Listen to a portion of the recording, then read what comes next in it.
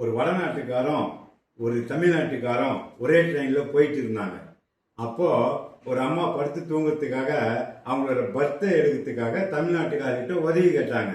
தமிழ்நாட்டுக்காரர் என்ன பண்ணாரு, அந்த பர்த்தை இழுத்து கொடுக்கறதுக்காக போய் முயற்சி பண்ணாரு. அவரால் முடியல. இதை பார்த்துக்கிட்டு இருந்த வடநாட்டுக்காரு ஒத்து அப்படின்னு சொல்லிட்டு அந்த பர்த்தை டப்புன்னு இழுத்து அவங்க கையில கொடுத்துட்டாரு. கொடுத்ததும் இல்லாம நம்ம தமிழ்நாட்டுக்காரர்கிட்ட சப்ஜி சப்பாத்தி அப்படின்னாரு. நம்ம தமிழ்நாட்டுக்காரு கடுப்பாயிட்டாரு. அதோடு இல்லாம இன்னொரு வயசானவர் போயிட்டு பாத்ரூம் கதவை திறக்கிறதுக்கு முயற்சி பண்ணாரு. அவரால் திறக்க முடியல. இதை பார்த்து இருந்த நம்ம தமிழ்நாட்டுக்காரும் போயிட்டு முயற்சி பண்ணாரு. தமிழ்நாட்டுக்காராலும் திறக்க முடியல. இதை பார்த்து இந்த வடநாட்டுக்காரர் போயிட்டு ஒரே தள்ள அந்த கதவை திறந்துட்டாரு. திறந்தது மட்டும் இல்லாம நம்ம தமிழ்நாட்டுக்காரர் மறுபடியும் பார்த்து சப்ஜி சப்பாத்தி அப்படின்னாரு. நம்ம தமிழ்நாட்டுக்காரர் சும்மா இருப்பாரா? செம கடுப்பாயிட்டாரு. நீட்டா வந்தாரு. இவனை எப்படியாவது பழி வாங்கணுமேன்னு சொல்லிட்டு இந்த ட்ரெயின் நிக்கிறதுக்கு சங்கிலி பிடிச்சி இருப்பாங்கல்ல, அதை பிடிச்சி இழுக்கிற மாதிரி நடிச்சாரு. அப்படின்னாரு. இதை பார்த்து இந்த வடநாட்டுக்காரு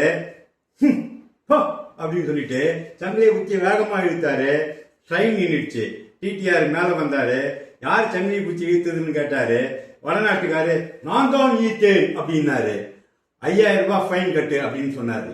இப்ப வடநாட்டுக்காரு நம்ம தமிழ்நாட்டுக்கார பார்த்து கோபமா பார்த்தாரு. என்ன இப்படி பண்ணிட்டியாடா அப்படின்னு கோபமா பார்த்தாரு. அதுக்கு நம்ம தமிழ்நாட்டுக்காரு இட்லி வடை சாம்பார் அப்படின்னாரு.